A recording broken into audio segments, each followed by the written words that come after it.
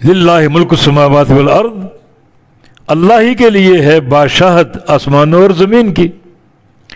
یہ للہ جار مجرور کی تقدیم عبارت میں حصر ہے. معنی کریں گے صرف اللہ ہی کے لیے ہے آسمانوں کی بادشاہت اور زمین کی. اللہ بادشاہ ہے آسمانوں اور زمین کا، تو اس کے بادشاہ ہونے کا معنی آسمانوں اور زمینوں پر اللہ کا قانون چلتا ہے، اس کا امر چلتا ہے. اور امر کی دو قسمیں، ایک امر قدری، اس کی تقدیر کے فیصلے اس نے لکھے ہوئے ہیں، ویسا ہو کر رہے گا، کوئی دنیا کی طاقت کسی فیصلے کو تبدیل نہیں کر سکتی، اسی کی بادشاہت. اور دوسرا امر شرعی، شریعت کے فیصلے، اس میں اختیار ہے، کوئی مانے یا کوئی نہ مانے.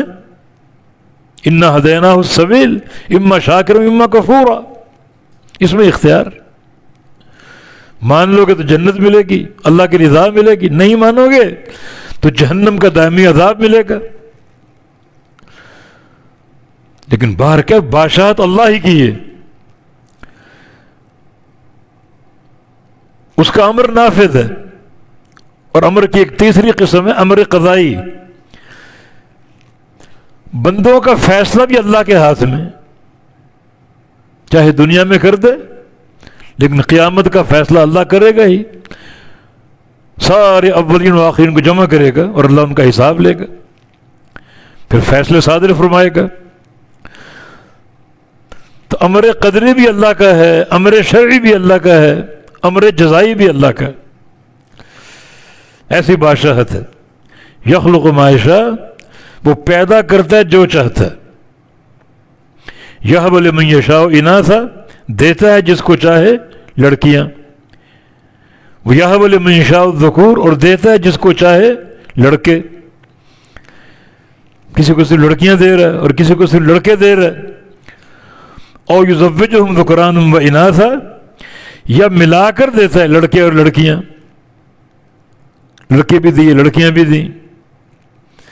یہ اس کی اپنی مشیت ہے، چاہے صرف بیٹیاں دے، چاہے صرف بیٹے دے، اور چاہے تو بیٹے اور بیٹیاں دونوں ملا کر دے دے. اور یجعل من یشاء عقیما، اور کر دے جس کو چاہے بانجھ، کچھ بھی نہ دے، نہ بیٹا نہ بیٹی، بانجھ کر دے. یہ اس کے فیصلے. انہ علیم قدیر، بے شک وہ خوب جاننے والا اور قدرت والا ہے، ہر شے کی حکمت کو جانتا ہے. جس کو بیٹے دے رہا ہے اس کی حکمت، جس کو بیٹیاں دے رہا ہے اس کی حکمت، جس کو ملا کے دے رہا ہے اس کی حکمت، جس کو بانجھ کر رہا ہے اس کی حکمت. وہ علیم، وہ جاننے والا ہے. اور قدیر، قادر، ہر شے پر قادر، اور کوئی بات اس کی قدرت سے بعید نہیں.